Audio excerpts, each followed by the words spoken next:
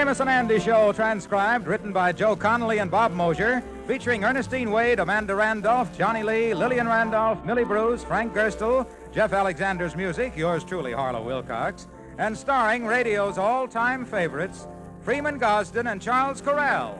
Amos and Andy!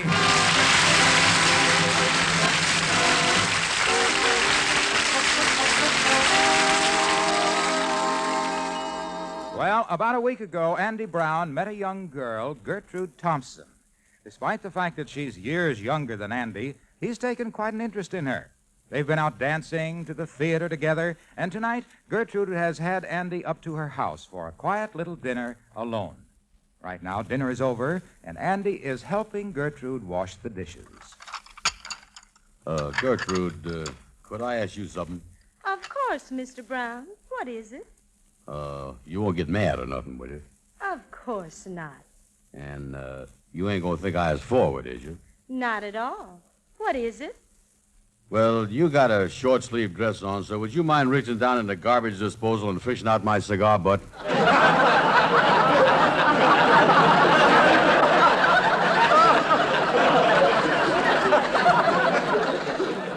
Tell me something. Mr. Brown, you've never been married? No. It ain't 'cause I ain't had a lot of chances. Plenty of gals has been infatuated with me. Thing is, I ain't never been fatched up with them the way they've been fatched up with me. But someday you will find the right girl and settle down, won't you? Oh, sure. I plan to get married and settle down one of these days, now that I've reached my maternity.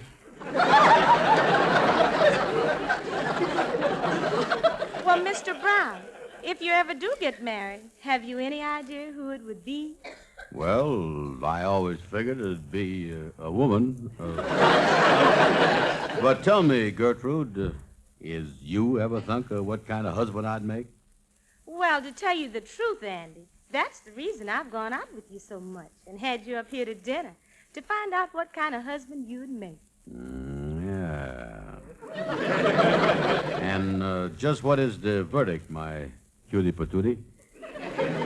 Well, I think you're very sweet, Andy, and that you'd make a wonderful husband. Hot dog.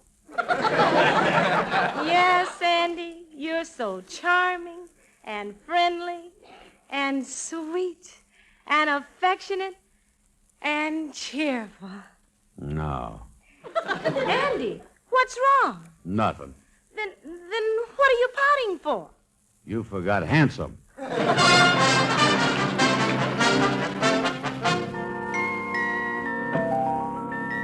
So, Andy, look like you're going to take the feudal step, huh? Oh, yeah, that Gertrude is pretty interested in me. But don't talk like that, Kingfish.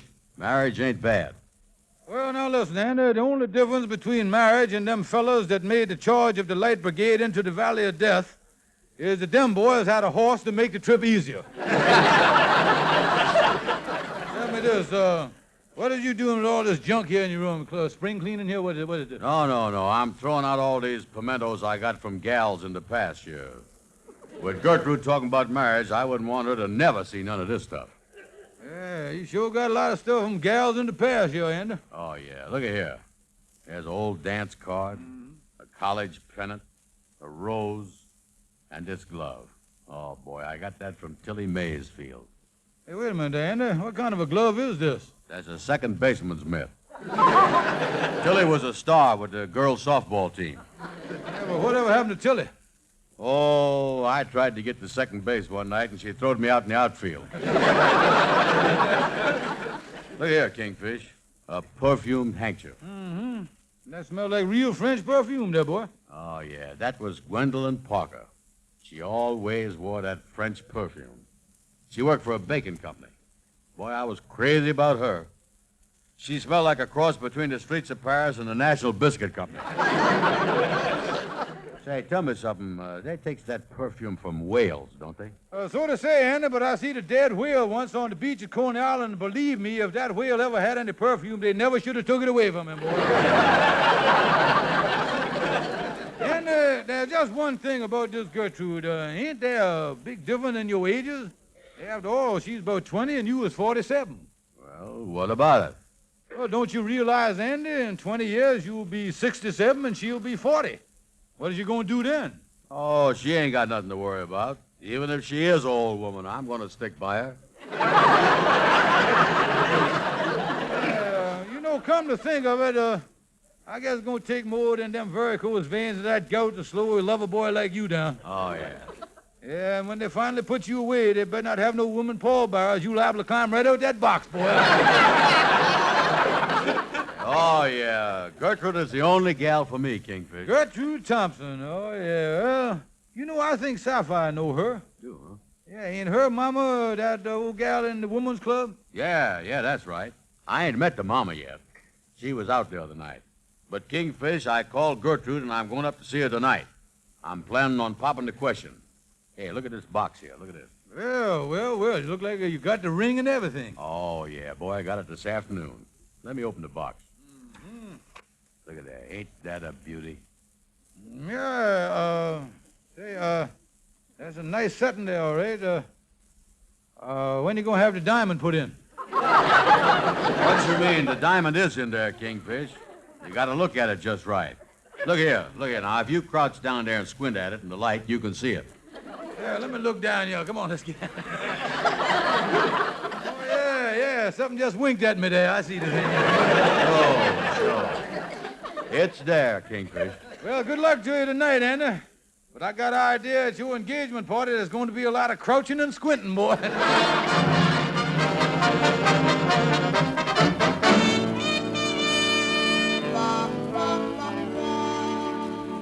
George, what's this about Andy and young Gertrude Thompson? That's right, Sapphire. Andy's going up to see her tonight and pop the question. Oh, this whole thing is ridiculous. A young girl like that.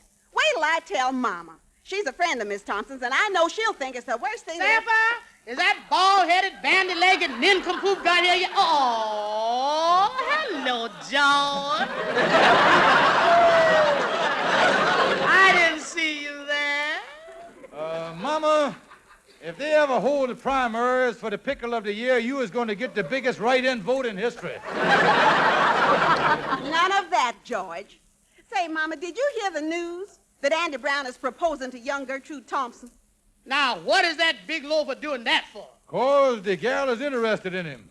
She went out with him, she had him up for dinner, talked to him about, asked him what kind of a husband he'd make. Naturally, he's going to propose to her after that. Why, that poor boob. Gertrude ain't interested in him as a husband for herself. How you know that? Now, wait a minute now. What has she been leading him on for? She's interested in Andy Brown as a husband for her mama. What are you talking about, her mama?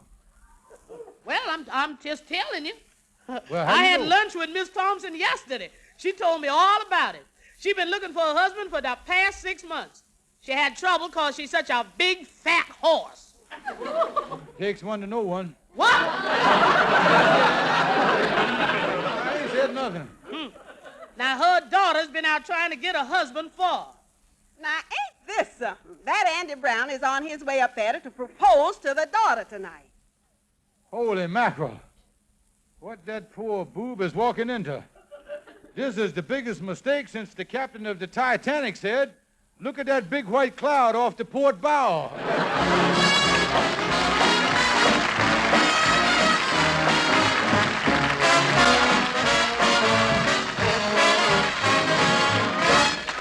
Amos and Andy will be back in a moment. Meanwhile, here's music by the Four Knights.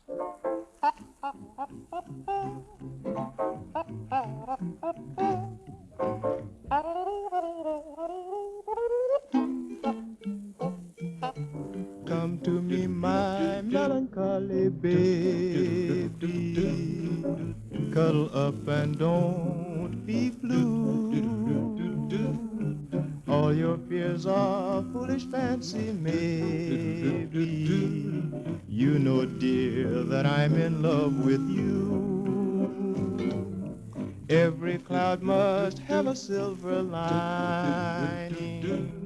So wait until the sun shines through. Smile, my honey dear, while I kiss away each tear, or else I shall be melancholy too.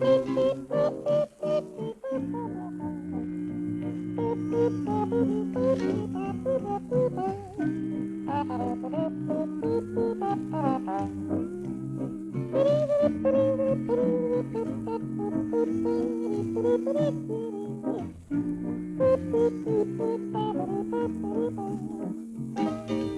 every cloud must have a silver lining, oh babe.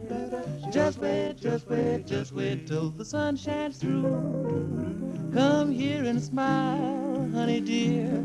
Let me kiss away both those tears, or else I shall be melancholy too. So smile, my honey dear, while I kiss away each tear, or else I shall be melancholy too.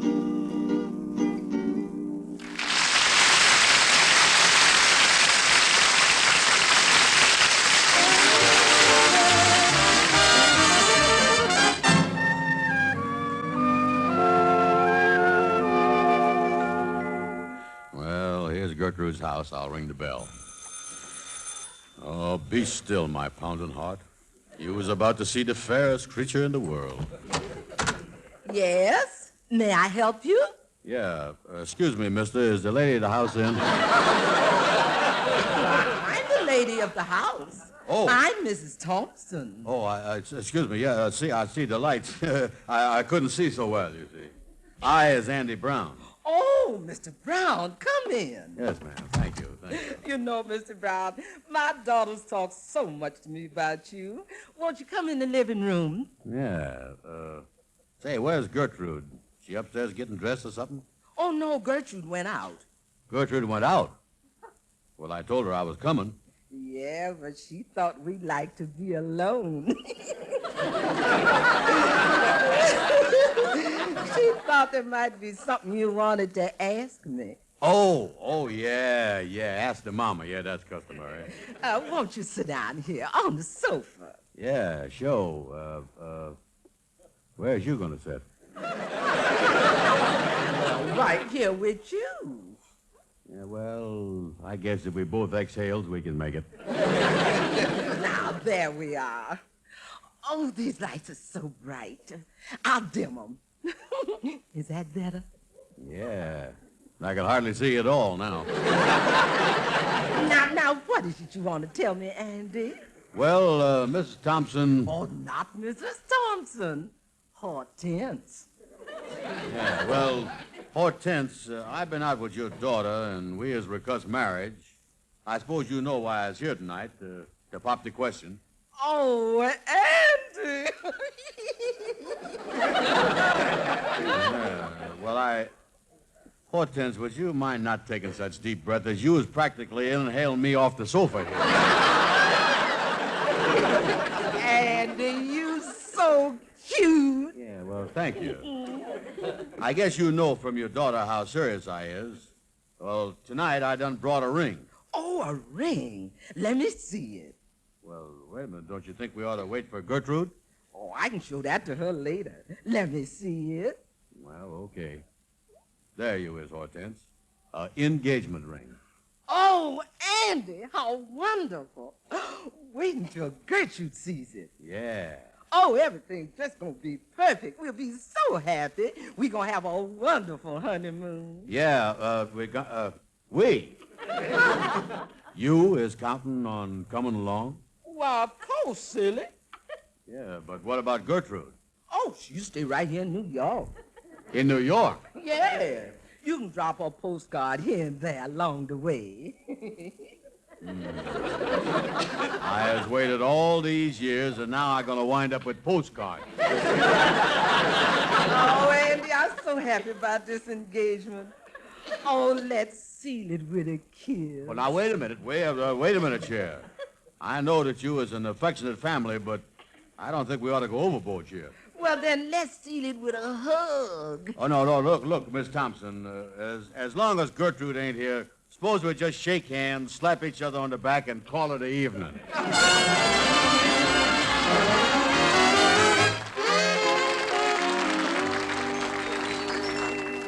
Oh, come in, Brother Andy. You know, I thought you was going to run into a mess last night at Miss Thompson's house, but I see by the newspapers it worked out fine. What you mean, Kingfish?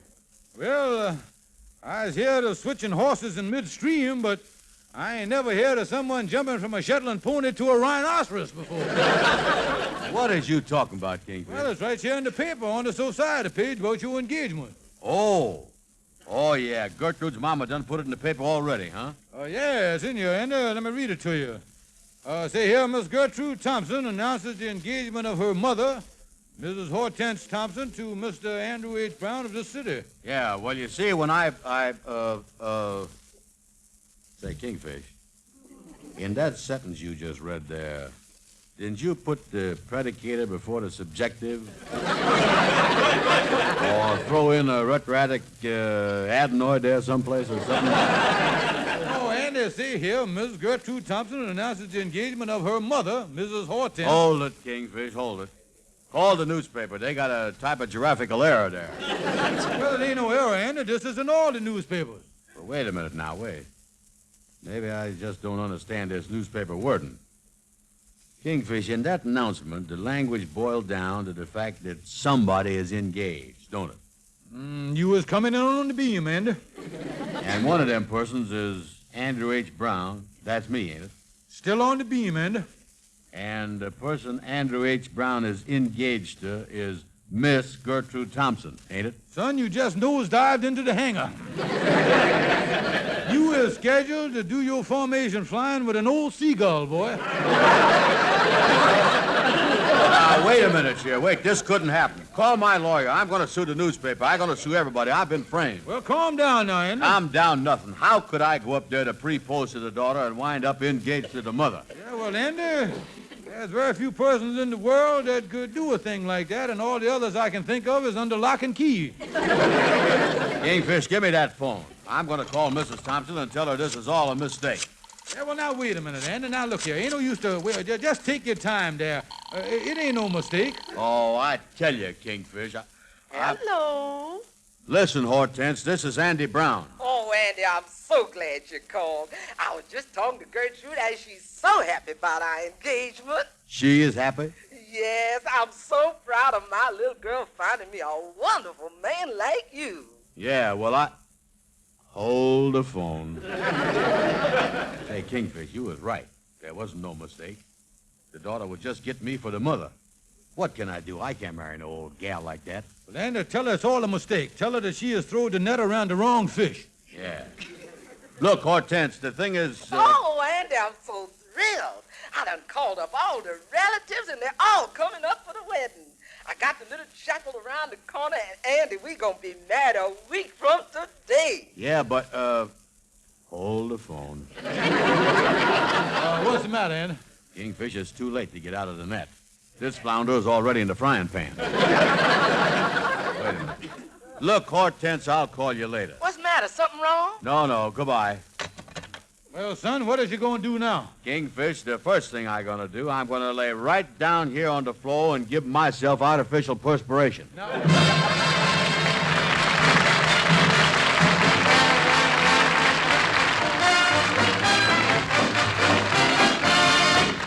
Amos and Andy will be back shortly. Meanwhile, here again are the Four Knights.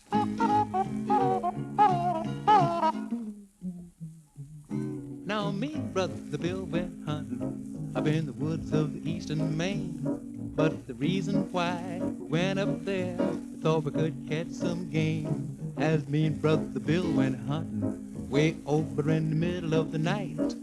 Shot at something looked like a grizzly bear, but the doggone thing turned white. So I dropped that gun, and away I run. Brother Bill said, boy, what's the matter with you? Had he known like me, he'd run some too. I run so fast, they say, they couldn't catch me all day. The way I run across that field, they couldn't catch me with an automobile. Brother Bill got so excited, he took a shot at me. That bullet whistled past my ear, zing, wham, hit the tree. I run until I was exhausted. My feet were dragging the ground. Come on, big feet, don't fail me now, 'cause I'm Alabama bound. Oh, I dropped that gun, and away I run. Brother Bill said, boy, what's the matter with you? Had he known like me, he'd run some too. I run so fast, they say, they couldn't catch me all day. The way I run across that field. They couldn't catch me with an automobile.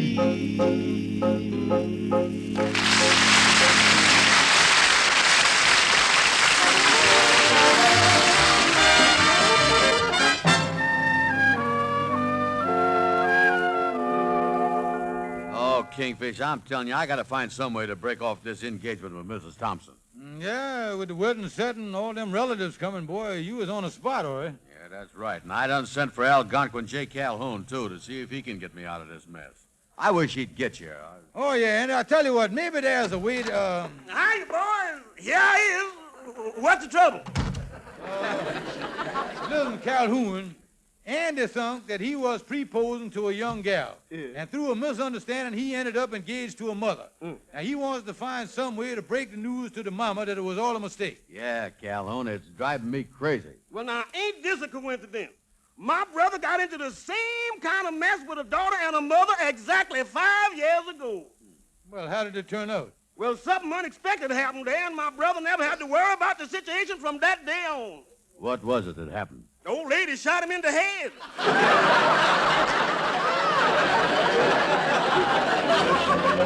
No, me. Listen, I don't want to take no chances of being no leadhead. Well, the only way out is if you could find some way to make the old gal break off the marriage. Yeah, well, she ain't gonna do that, Calhoun. She crazy about Andy. Oh, yeah, I was pretty irresistible, you know. Well, I'm just thinking here. Say you made Andy unattractive to her. You know, told her that Andy was some kind of criminal or something. That ought to break off the engagement. Yeah, there's a big chance, but it just might work, Andy. Oh, wait a minute. How are we going to do it? I just can't go up there and say, I, as a criminal, give me my ring back. Wait a minute. I tell you what I'm gonna do, Andy. Mrs. Thompson is a friend of Sapphire's mama. So I go in up there as a friend of the family. I'll tell her that I found out what a fiend you is, and it's my duty to tell her the whole story. Yeah, but suppose it don't work and I got to go through with the marriage to Mrs. Thompson. Oh, now, she can't be as bad as you say. What does she look like? Well, wait a minute. There's a picture of her in the paper here someplace. I'll find it. Well, Andy, if you have to go through with the marriage, let me give you a bit of advice. You got to have a faithful heart, Yeah. a firm hand, Yeah. a loving disposition, Here's her picture. and a strong stomach.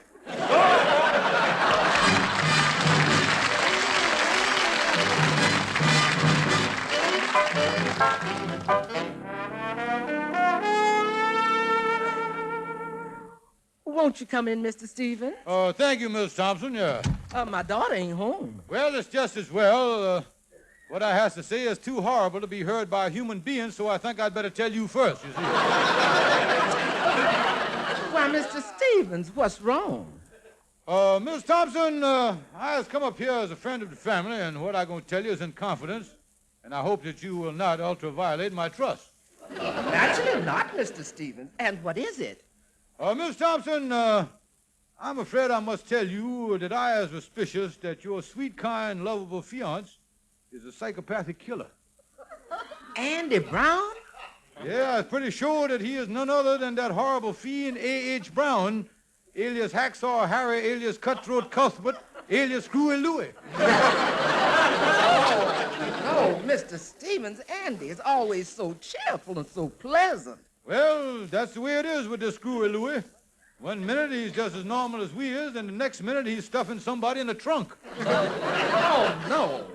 Yeah, just to be nasty about it, he sends the trunks to the police. I understand down at headquarters on a good day they get as many as 10 trunks. Oh, you mean he's done something like this here recently? Well, that's a little hard to say. I understand right now the New York Police Department is so jammed up with trunks they are still opening the January deliveries. Well, Mr. Stevens, what makes you think that Andy's this horrible person? Well, this fellow makes a practice of marrying women and then doing away with them. Oh, no. Yesterday, after Andy proposed to you, he bought a length of rope, a hatchet, a bucket of quicklime, and a steamer trunk.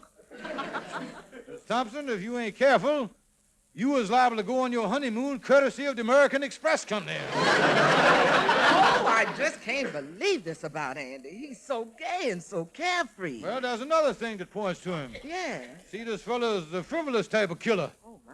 In fact, the way he gets around to bumping off his victims, is by suggesting that they play a little game. A little game? That's right. Miss Thompson, so if in the next few days Andy say to you, honey, let's play Trunky Wunky, be on your guard. Be on your guard. Oh, this is terrible.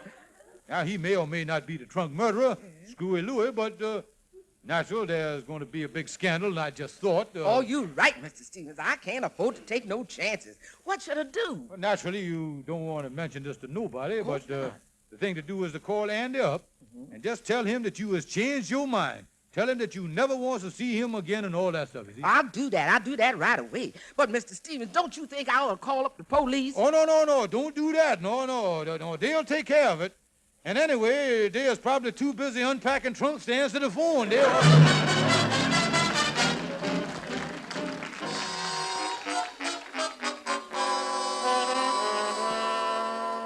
Andy, this is the doggonest mess I done ever heard of. Proposing to the daughter and getting engaged to the mother. Well, Amos, I think I was out of the woods for a while.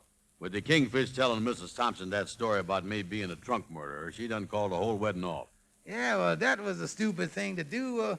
Why couldn't you explain the truth to the woman? Oh, listen, Amos. When a woman done invited all the relatives, hired the preacher, and bought the wedding gown, that ain't no time to test her sense of humor. Yeah, but Andy, she is bound to find out that you ain't no trunk murderer. What is she going to do then? Well, I think about that too, Amos, and I'd unpack my things this morning. I'm getting out of town for about a month till this whole thing blows over. Oh, Andy, this is a mess. Oh, yeah, the Kingfish is helping me, too. He's checking my stuff at the station now. You see, I'm doing this whole thing on the QT. Don't want Mrs. Thompson to know I'm leaving town. Well, Andy, I never seen anybody in my life getting messed up the way you does with gals. Oh, yeah, Amos. Look what love has done to me. I tell you, if I ever meet up with that fella Dan Cupid, I'm going to jam that bow and arrow right down his throat.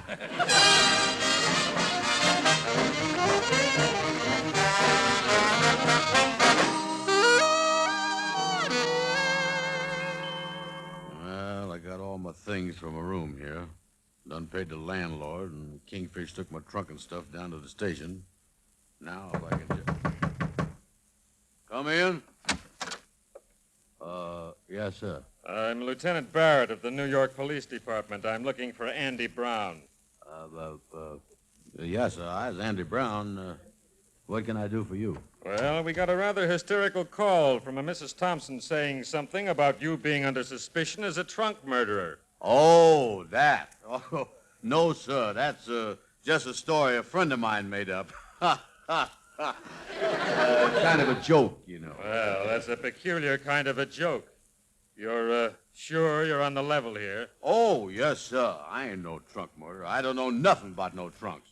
Oh, I tell you, mister, I ain't never seen trunk... Well, Andy, I sneaked the trunk down to the station and got it on the train under the assumed name that you give me. So, you are the trunk murderer. You're both under arrest. No, now wait a minute. no.